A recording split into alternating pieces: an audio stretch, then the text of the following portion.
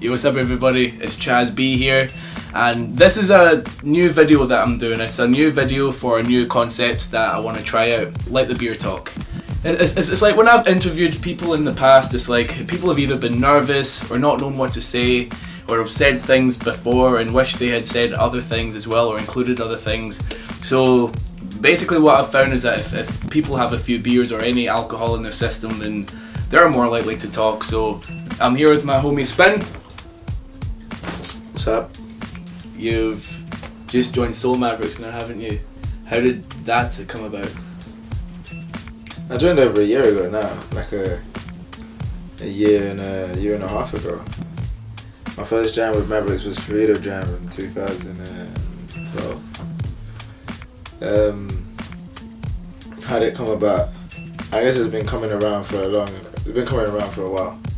So maybe since 2007, there's been moments when I was like, oh, Mavericks, yes, no, whatever, because of things that was going on in my crew. My crew have always been older than me.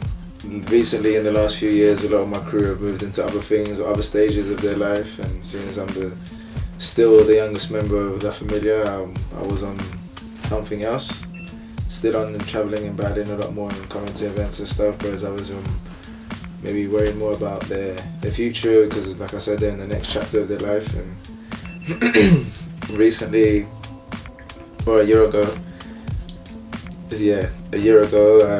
I had my son, and he was like a major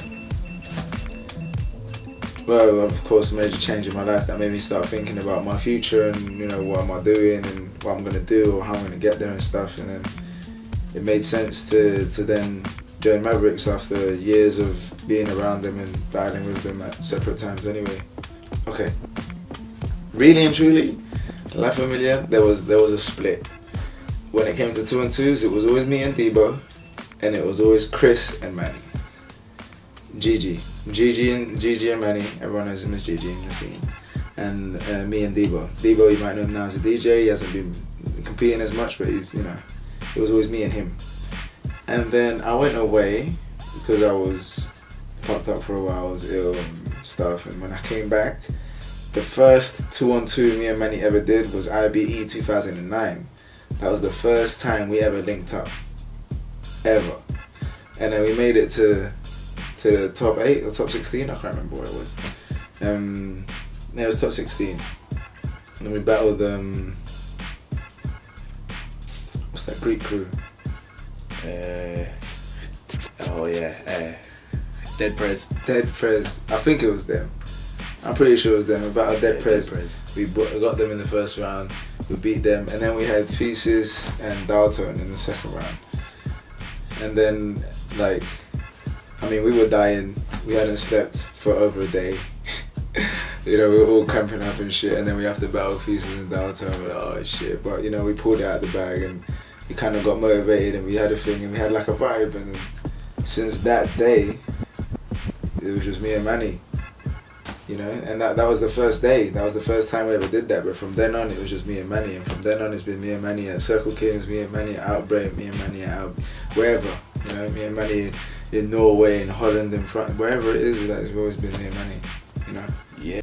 I was honoured. You know, I was like, oh shit, because a lot of the people that I was looking up to or like their dance, or people that inspired me, was in like Zulu already. Like seeing people like, you know, Machine and I looked up to Casper as well at the time, and seeing him, you know, doing shit, and I was like, oh crap, you know, this is the same name as, like, same crew name as that now. Telling me to be part of it. I'm like, fuck.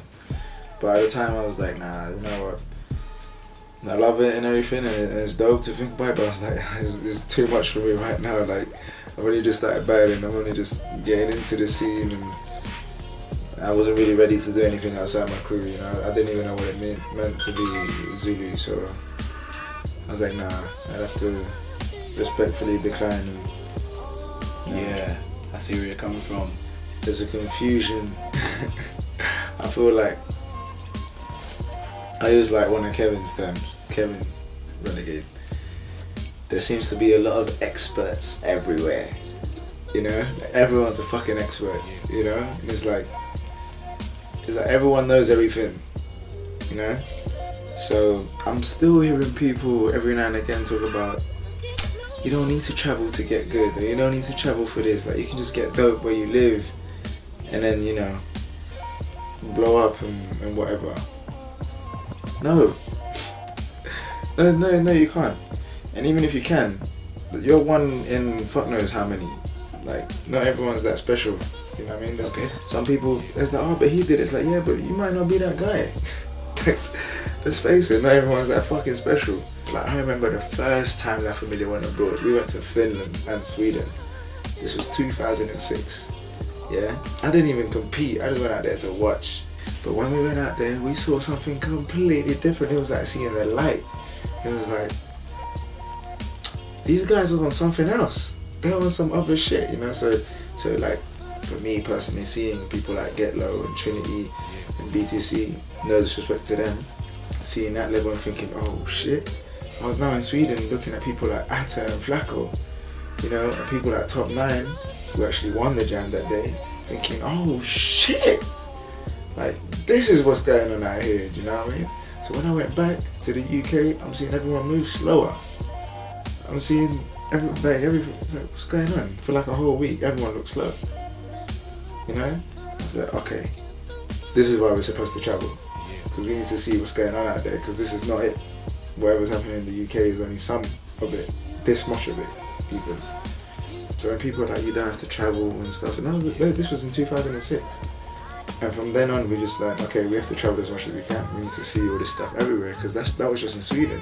Imagine what it's like in Germany, or in Spain, or in Portugal. Like, shit is different everywhere, you know what I mean? Since then, we ain't stopped traveling. You're doing all this traveling, and you're always at different events and such, but there must be something really consistent that goes wrong at different events, or at least somebody's opinion of something that's not right about an event, whether it's the DJ or whether it's, you know, the timekeeping and stuff. What do you think is a consistent flaw that happens at events, do you think? I would say like I remember Alien S and Track 2 came and did a workshop here. We had a good long chat in the park and chilling and stuff, and one of the things they said during the workshop that they kept saying was like, the music is never turned off, it's only turned down, ever. So in a jam, no matter what's going down, if a battle's finished, a pre-selection, a judge's decision, whatever's going on, turn the music down, never off. Like, imagine you're battling someone in a cypher because you're hearing the music that's being played for a battle. The battle's done and they just cut off your music, and well, now. Yeah, I found that as well. Yeah, it's like, you know, sometimes you don't give a fuck what's going on in the battle. It's like, you still want to, you're there to catch the vibe of the jam. And if you just turn off the music every time a battle's done, that means you only get, what, a couple minutes of music, and then you got to switch it off for a while, and then you get a couple minutes of a different. That's the worst thing for me. That's the worst. Like, you should never have the music off, you know, because sometimes there's battles at jams I don't even want to watch. Like, even at, you know, however big the jam is, I can never watch the whole time. I'll be like, oh, I want to watch this one, or I don't want to watch this one. No disrespect, I want to dance because I don't really want to watch that one. And if there's, you know, if they're gonna turn off the music every fucking few minutes and can't even get down. Do you feel that people are trying too hard to make jams the way they were back when it started? I don't think they're trying hard enough. I mean, I could be completely fucking wrong. I could wake up and say like, oh, you know what, I shouldn't have said that, or I'm completely wrong or whatever, but I guess the reason I'm saying now that maybe they're not trying hard enough is because they are turning the music down after every battle. You know, there isn't intervals between main events. You know, if like I've been at jams where there's a main event and that's cool, but I don't want to watch this main event the whole fucking time. You know, I might want to watch half of it and go get down, but there's no one to get down with because people ain't even trying to dance no more. And because I don't know which one came first. People ain't trying to dance, so they don't do cypher time, or they don't do cypher time, so people ain't trying to dance. I don't know, you know, chicken and egg thing. I don't know which came first or whatever, but I remember like being able to go to jams, and it wasn't, you know, if you weren't competing, you could still get down, maybe battle someone, do something, or maybe just vibe with your peeps or peeps that you ain't seen for a while. Whatever it is, like you can get down. But now, when you go to jams, it's like ciphers aren't really ciphers. It's like a practice. It's a practice space for someone who's about to do the same thing you just did in the fucking jam. So it's not even a cipher no more. To jams, like there's more to me than just the competition. You know, I don't go all the way there to, you know, say okay, maybe I'll get knocked out early. So then what? I gotta sit down and watch everyone else that I might not want to watch. Maybe I just want to get down. So there's nowhere to get down. It's like, the hell. And people can say, oh, you know, that's just because you're whack and you're getting knocked out early. Don't get knocked out early then. But even then, like it's more than just a competition for me, you know. So I don't know. Shit, I don't even see that happen anymore. I don't see people get called out no more. Anywhere, you know. I mean, I was at Rockin' Champ in Prague not long ago. That's the first time I've been called out since for a long fucking time. I'm not, you know. Why do you think that is, and why do you think there's less college nowadays? Because there's less ciphers even. You know, like there's not even ciphers to call people out, and it's like, okay, I want to call him out. And it's like, if you don't want it to look like some big exhibition thing, you just go get him in a cipher. But there's no cipher to get him in anyway, so it's like.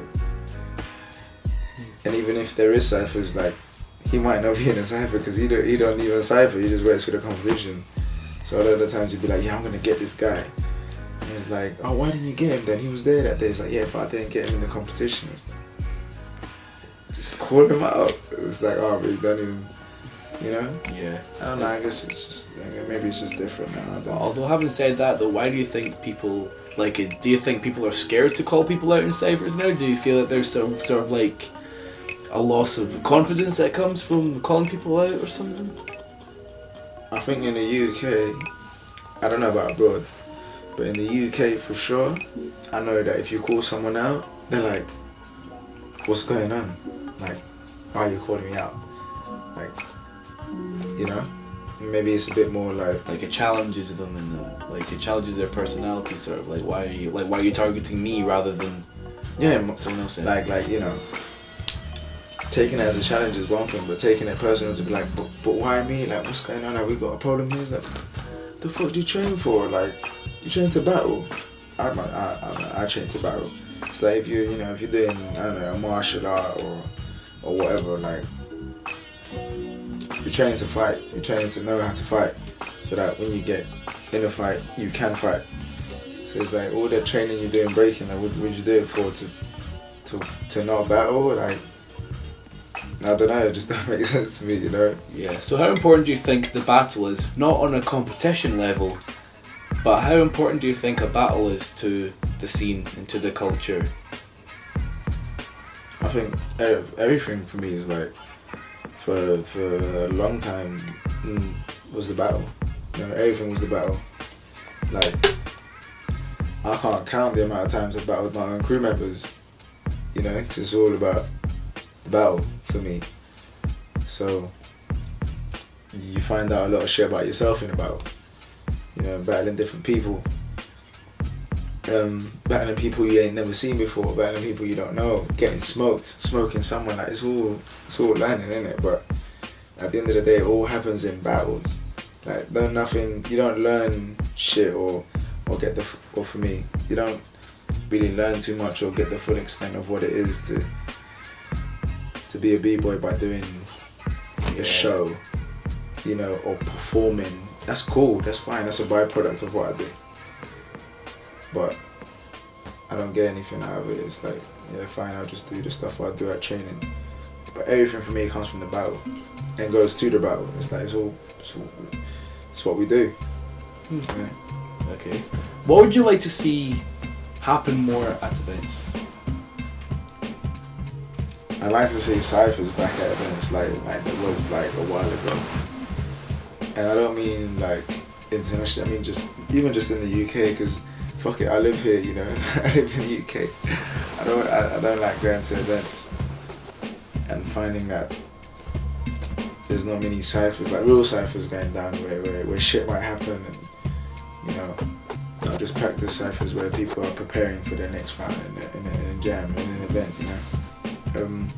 To be fair, I haven't been to any UK jams in a while, so maybe that shit is going on and I don't even know, because I ain't there, so I can't speak. But from the few events that I have gone to and I don't see that happening, it bugs me a little bit. Just Jam is probably the only event that I have gone to, and even though it's like set out like a theatre when the crowd kind of sit in seats and shit, there's still ciphers and it still feels like a jam, you know, even when the competition ain't happening. But other than that, not too many. Yeah, man, because I love Just Jam. It's actually an event that I religiously turn up to every year. Is because I get a certain feeling from it. Okay, I can cipher. I also battle as well, but if I don't do well in the battles, and I still have time to cipher, there's time to do everything at that jam then. So then, why do you think then that there is more organised events on an international level where the competitors are invite only, instead of events like Just Jam where you do get your international invites and your UK invites, but yet there's still chances for people to get something out of it? I guess because a lot of these places where they have like international only or invite only like battle list or whatever, it's because they want only to portray it as a show. They want it to be the best show it can be, so they want only the people that they consider to be the best performers for breaking at the time, or for whatever it is they want to promote. So they have invite only because they think that's what will make a bigger show, a better show. So if you invite only the people that have been blowing up in the last year or so, it means you'll probably have the biggest show when it comes to your battle. I can't really think of any other reason. So just tell us now, just really shortly, what preconceived notions have people had about Soul Mavericks that you want to clear up? I mean, briefly. Yes, briefly. Okay, in terms of them not being a real crew, regardless of how they came together in the beginning, I say they because at the time I wasn't in the crew. I guess if after 7 years, 7? No, about 8. Yeah, 7. If after years. 7, 8 years you haven't become a crew, you know, come on now. Like whatever it started off as now is now a crew for sure. Like I don't think there's any way of denying that. You know, if you've been together for 8 years, like even if a band was put together because this singer was good, that guitarist was good, and this drummer was good, after 8 years, you're a fucking band. Like, you know? Yeah. 8 years, bro. Kevin obviously had like, Kevin Renegade obviously had like, okay, this person, maybe with, you know, people that he thought had the potential or skill or whatever it was to push this project he had. Yeah. But ended up recruiting people that he considered to have no level at the time because of the way things turned out. So say I wanted you, but you would only come if you could bring your friend, and he didn't want your friend. You know, but you both ended up coming because of whatever. Yeah. And that there was quite a lot of that, where there was people that he wasn't expecting to have in that were in and whatever, and next thing you know, they were recruited. Yeah. So if it was hand-picked people, I think it would have been a little. I'm not saying they weren't hand-picked, but as hand-picked as people perceive it to be, I think it would have been a lot different. You know. Yeah. Because there's still people in the UK that skill wise for whatever skill it is they have. There's still people out there that have more skill than people in Soul Mavericks. Yeah. You know, but they're not in Soul Mavericks. So if it was so handpicked to that degree, why are those people not in Soul Mavericks? I think there was a point where people thought that Kevin Renegade would play certain tracks for us. Soul Mavericks. Yeah, so if he was playing at a jam, like he would play a certain track and we have like, I don't know, choreography to it. So we would know when to freeze. That's quite low, that one. Seriously. Whatever people think or how possible it is and whatever. It's like, okay, if Renegade is the DJ of the crew, founder and DJ of the crew, we've probably heard his stuff a million times. So he doesn't have to try and fucking help us with a little suka freeze, because we know how he cuts his beats. He's the fucking DJ of the crew. So he's the coach. Of course we know what he's gonna do, or yeah, you know. And sometimes we fuck up. The fact that most times we might not doesn't mean he whatever. But that's a whole thing. Like even if I say it, people will still be like, "Nah, you play shit for them." And, you know, when they come out, he scratches a different way or whatever. That's another one I've heard. I don't know. That's quite an old one. I don't know if people still say that, but no. Anything. Yeah, anything. Right. Come on, man. Right. Obviously, I want to give a shout out to my crew. Shout out to La Familia. Shout out to Soul Mavericks. Shout out to our Atomicos crew, Colombia. Feminine crew, Cali, Colombia. Shout out to my man Renegade, Bones, Mouse. Yeah, that's about it. I won't even get a shout out, no. Yeah, shout out to Chaz.